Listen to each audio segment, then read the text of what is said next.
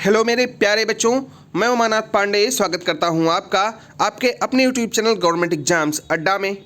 बच्चों, इस वीडियो में आज हम डिस्कस करेंगे सीबीएसई क्लास 12th के बायोलॉजी और मैथमेटिक्स सब्जेक्ट की स्ट्रेटजी कि कौन सी स्ट्रेटजी अपना करके आप टर्म 2 एग्ज़ाम में बहुत ही अच्छे अंक ला सकते हो।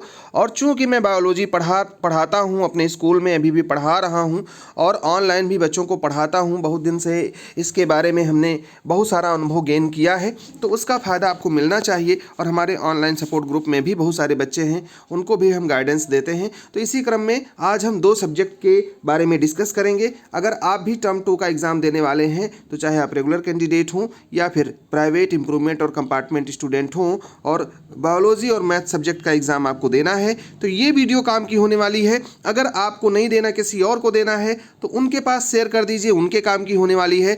और अगर आप हमारे फॉलोअर हैं, तो कोई भी हों, किसी भी सब्जेक्ट के हों, इस वीडियो को लाइक और शेयर करना मत भूलना बच्चों।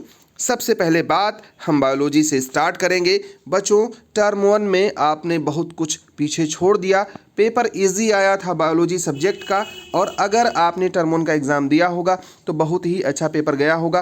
कैसा पेपर गया है हमें कमेंट में ज़रूर बताइएगा। अब मैं आपको बता दूं बच्चों कि टर्म 2 का जो एग्ज़ाम है, इसमें टोटल 6 चैप्टर्स आपको पढ़ने हैं।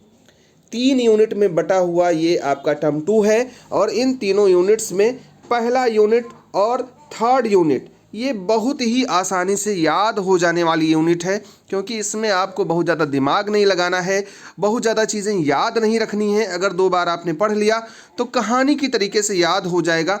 लेकिन जो ये बीच वाली यूनिट है, 9th यूनिट, ये बायोटेक्नोलॉजी से रिलेटेड है, और इसका जो आधा हिस्सा है, अभी हम इसके बारे में बताएंगे, उसमें आपको कॉन्सेप्ट भी समझना होगा और उसे याद रखना होगा। इसके अलावा जो इसका हाफ पोर्शन है वो भी काफ़ी स्कोरिंग है, और ओवरऑल जो आपका टर्म 2 है ये बहुत ही स्कोरिंग टर्म होने वाला है। लेकिन एक बात और है बच्चों कि टर्म 1 था ऑब्जेक्टिव और टर्म 2 आपका हो जाएगा डिस्क्रिप्टिव। कहने का मतलब ये है कि अब आपको लिखना है और लिख करके एग्ज़ाम देना है, इसलिए आपको प्रैक्टिस अपनी स्टार्ट कर देनी चाहिए।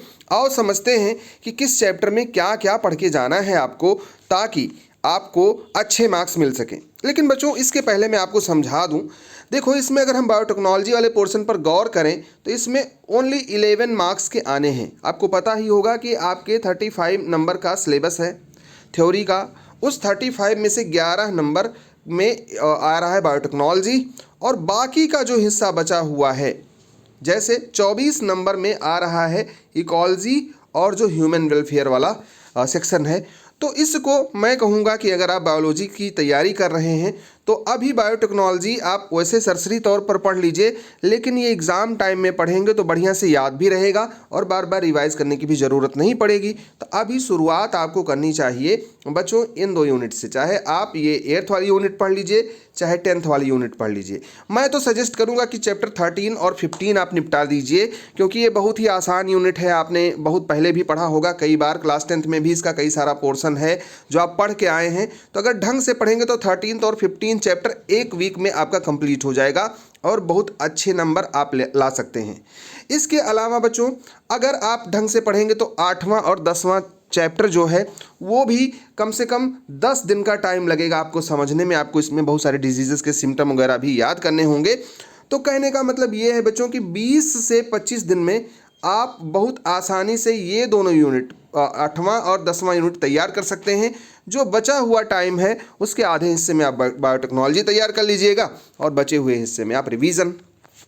अब देखो बच्चों, जो आपका चैप्टर है 8वां, मतलब जो 8th यूनिट है, 8 और 10, 9वां चैप्टर यहाँ से रिमूव कर दिया गया है। आपको 8वें यूनिट में ह्यूमन हेल्थ और डिजीजेस के बारे में पढ़ना है। हेलो बच्चों, आशा करते हैं कि आपने अपनी प्रिपरेशन स्टार्ट कर दी होंगी। अगर किसी ने अभी भी नहीं स्टार्ट किया है तो गुजारिश है कि आप जल्दी से पढ़ाई स्टार्ट कर दीजिए अपकमिंग एग्जाम्स के लिए।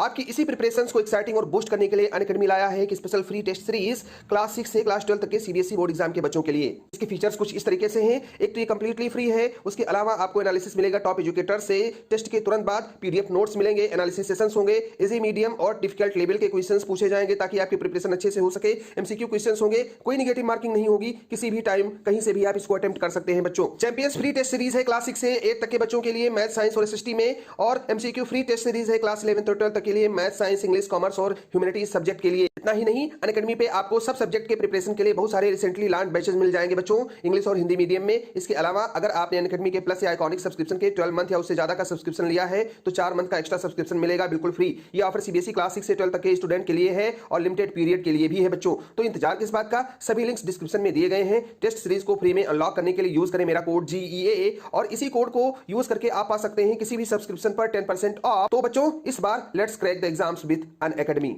है। और सीबीएसई का उद्देश्य ये होता है कि जो कुछ कॉमन डिजीजेस हैं जिससे बहुत ज़्यादा नुकसान होता है लोगों को, उसके बारे में आप जान जाएं।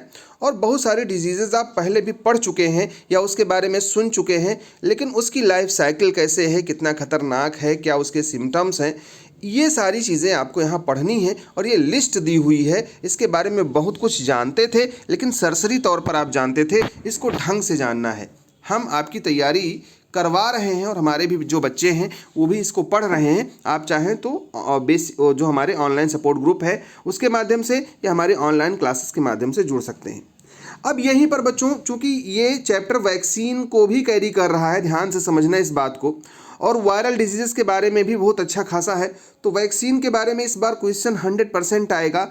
चूँकि कोरोना वैक्सीन को दुनिया ने बहुत बेसब्री से उसका इंतज़ार किया और अभी पता है कि इम्यूनोलॉजी पर बहुत सारी डिस्कवरीज हुई हैं कि अभी देखो ओमिक्रॉन आया है तो उसका भी प्रभाव कहीं ना कहीं, तो मतलब वैक्सीन के बारे में क्वेश्चंस आएंगे, कैंसर, HIV, एड्स, ये सब तो हमेशा से आता है, ड्रग, अल्कोहल एब्यूज़, ये सब।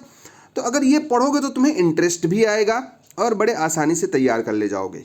इसके अलावा हमारे वेलफेयर में माइक्रोब्स का क्या रोल रहा है शुरू से लेकर के, इसको भी तुम्हें पढ़ना चाहिए और जानना चाहिए। याद नहीं करना है, तुम्हें समझना है और घुस के समझना है, बिल्कुल डूब के पढ़ना है। तो अगर इस चैप्टर को तुम पढ़ लेते हो ढंग से तो कहीं ना कहीं तुम्हारा एकदम मतलब समझ लो कि अंदर से तुम बिल्कुल अपने आप को परिपक्व महसूस करोगे। इसके अलावा इस यूनिट में बस कुछ नहीं है, बायोटेक्नोलॉजी में DNA फिंगरप्रिंटिंग की टेक्नोलॉजी है यार। तुम 1 पेज का इसका नोट्स होता है, बस 1 पेज का। जेनेटिक इंजीनियरिंग का RDNA टेक्नोलॉजी, बस 1 पेज में अगर तुम्हें कोई ढंग से समझाए तो तुम बड़े आसानी से समझ जाओगे। और इसके बाद में हाँ, इसमें तुम्हें कुछ याद करना पड़ेगा, बहुत सारी चीज़ें हैं जिसको समझना पड़ेगा। प्रोडक्शन कैसे होता है, छोटे छोटे शॉर्ट नोट्स लिखने को आ सकते हैं। कुछ एथिकल इश्यूज़ भी हैं, जैसे बायो सेफ्टी है, बायो पैरेसी है, पेटेंट क्या है, तो ये सब थोड़ा सा आप पढ़िएगा। मैं कह रहा हूँ कि इस यूनिट को अगर आप लास्ट में पढ़ो सबसे, तो फिर ज़्यादा बढ़िया है। सबसे बढ़िया मैं प्रिफर करता हूँ और बच्चों को मैं समझाता भी हूँ जो हमारे ऑनलाइन सपोर्ट ग्रुप से जुड़े हैं कि बच्चों ये वाली यूनिट, इकोलॉजी वाली यूनिट पढ़ो यार, मज़ा भी आएगा। तुम्हें थोड़ा सा इंटरेस्ट बना करके पढ़ना, अगर कोई पढ़ाने वाला मिल जाए ढंग से तो तुम इसमें इतना मज़ा लोगे कि 2 दिन में तो ये चैप्टर ख़त्म, 3 दिन में ये चैप्टर ख़त्म। और कहीं ना कहीं इतने आराम से सारी चीज़ें तुम्हारे दिमाग में बैठ जाएंगी कि तुम कभी भूलोगे ही नहीं।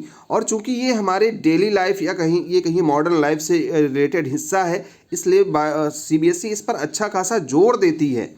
और अगर मैं एक और बात बताऊं, तुम्हें काम की बात बताऊं, अगर तुम पिछले साल के चैप्टर्स उठा करके देख लो, पिछले साल का अनुसार उठा करके देख लो, तो जो क्वेश्चंस आए हैं कई बार वो रिपीट भी हुए हैं। तो इसमें रिपीट होने वाले क्वेश्चंस काफ़ी अच्छे हैं। इन 2 चैप्टर्स में ढंग से पढ़ लो तो तुम्हारा कायाकल्प हो सकता है।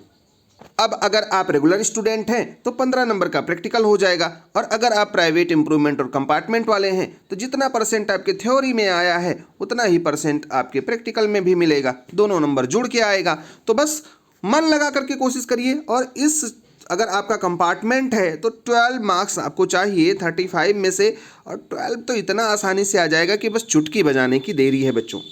अब वो बच्चे जो टर्म 2 में मैथमेटिक्स का एग्ज़ाम देने वाले हैं, क्लास 12 के मैथ्स का एग्ज़ाम देने वाले हैं यार, इस बार उनके लिए भी बहुत अच्छी खबर है। बहुत ऐसे चैप्टर्स जो बच्चों को परेशान करते थे कैलकुलस के हिस्से में, वो टर्म 1 में बीत गए। अब थोड़े से हिस्से में बचा हुआ है, आप चाहो तो बहुत आसानी से ये 18 नंबर यार कैरी कर सकते हो। देखो अगर हम इस पूरे चैप्टर को देखें, मतलब पूरे मैथ्स को देखें, तो 40 नंबर की मैथ्स आनी है टर्म 2 में, 40 मार्क्स का मैथ्स आना है। और इन 40 में से 18, मतलब ये तुम कह सकते हो आधा आधा कैलकुलस है।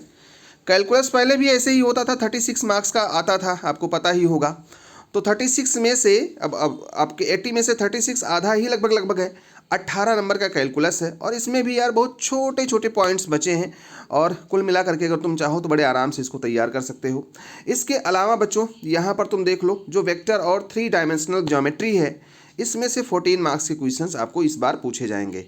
और जो प्रोबेबिलिटी है 8 नंबर के। अब बहुत सारे बच्चों को कैलकुलस पड़ता है टफ, वो कहते हैं सर कैलकुलस नहीं समझ में आता, सर थोड़ा सा हेल्प कर दीजिए, और बहुत सारे बच्चों के साथ दिक्कत होती है।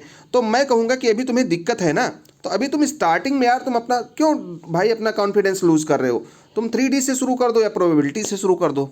तुम्हें अगर कोई गाइड करने वाला नहीं है, कोई पढ़ाने वाला नहीं है, तुम्हें सेल्फ स्टडी करनी है या ढंग से अपने खुद पे भरोसा करके पढ़ाई करना है, तो इन 22 मार्क्स पे आप क्यों नहीं फोकस कर रहे हो भाई, 22 पे फोकस करो। और ऐसा नहीं है कि कैलकुलस में तुम्हें कुछ भी नहीं आता, आता है, तुम कुछ चीज़ों में गड़बड़ करते हो। तो ऐसा करो, तुम पहले इन 22 को स्ट्रांग बनाओ।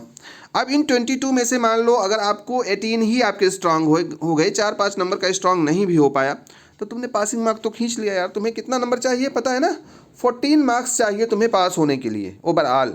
आप चाहे रेगुलर हो या प्राइवेट हो, 12 में 14 मार्क्स चाहिए। तो तुम, मेरा तो सुझाव यही बच्चों, जो बच्चे खास करके वीक हैं, जिन बच्चों को कमज़ोर है मतलब मैथ्स में, वो ये 2 यूनिट शुरू करें, मतलब 4th और 6th यूनिट शुरू करें वो, और यहीं से वो पासिंग मार्क्स आसानी से पा जाएंगे और कुछ नंबर तो कैलकुलस में खींच ही लाएंगे ना। तो कहने का मतलब ये है कि अगर आप ढंग से पढ़ाई करोगे। हाँ, अब एक बात मैं और बता दूं, इसमें किस चैप्टर से क्या पढ़ना चाहिए क्या नहीं पढ़ना चाहिए अगले हम वीडियो में डिस्कस करेंगे, तो हमारे साथ बने रहेगा। उस पर हम थोड़ा एक फुल वीडियो चाह रहे हैं कि मैथमेटिक्स को फुल वीडियो में दे, क्योंकि बहुत सारे बच्चे हमारे मैथ से कंपार्टमेंट या प्राइवेट का भी एग्ज़ाम दे रहे हैं। तो अगला वीडियो आपको चाहिए, कब चाहिए कमेंट बॉक्स में बताइएगा, तो मैं उसको ब्रेकअप कर दूंगा कि इस कैलकुलस में कहाँ से पढ़ना चाहिए, क्या छोड़ दो अभी अगर तुम वीक हो, या वेक्टर और 3D में तुम्हें कहाँ से शुरुआत करनी चाहिए।